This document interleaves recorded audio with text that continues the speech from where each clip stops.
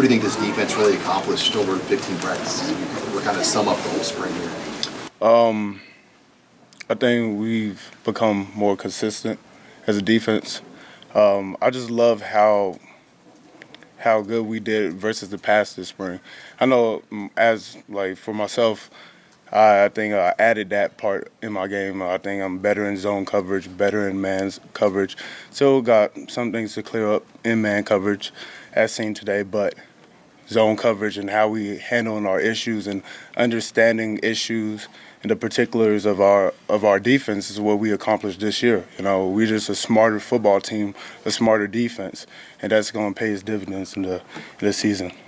You were so used to playing with Dedrick for all those years. How do you feel like you've done chemistry-wise with Colin or whoever's been next to you? It's all about trust, and I always trust Dedrick to make the right calls, to bail me out if I didn't know some, or just and he always trusts me to bail him out and things like that. So it's two linebackers, it's two quarterbacks. We have to set the defense. We have to call out issues and maybe use some tools and things of that sort. But I just think it's trust. So I have trust in Colin. He has trust in me, and we hang out outside of football. And I just think it seems the same, honestly. How much progress has he made just technique-wise being now at the same position for a while? It's comfortable for him, so he's playing fast. And that's what you want in your inside linebacker. Diagnose the play and just and shoot through gaps. Know your issues and coverage and things of that sort, and that's what he's doing. So it's real good to see. Hey, Mo, what's the task for the defense now that you're through spring? What do you guys have to accomplish going into the fall? I think since we understand our issues more and things like that, I think now is we have to play fast and we have to play consistently just like that every time we hit the field, you know. And we got to come on the field thinking that we want to be the best defense in the Big Ten. And that's where it's at now. We got so much better throughout the spring, and we know we could be a great defense. And now it's just every time we hit the field, it has to be like that. And when we come to that first game here, we have to show that, and that's what's really the goal. You're the leading tackler returning in the Big Ten next year. What do you need to prove yourself? What I have to prove to myself, I have to make critical plays for my team.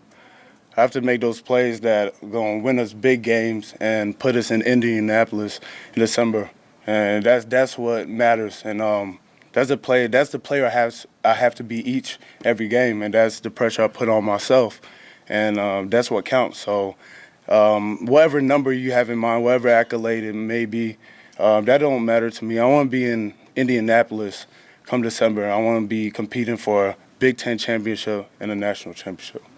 The U is at the secondary level. Who's the guy that's saying what you're saying right now at that back end? I would say D-Cap. I think he understands me. You know, when we recruited him, I was his host, and we came in.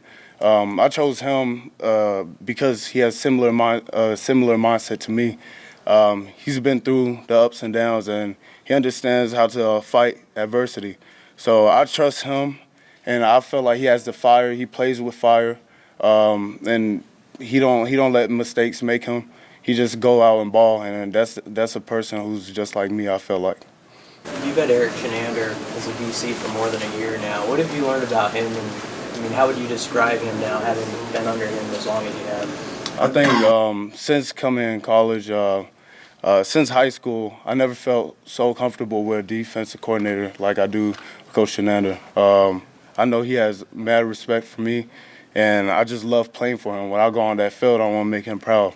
And it just is a great feeling to have that kind of be comfortable with your defensive coordinator, because a lot of times it's not like that, more of a business mindset. But I think we have that relationship.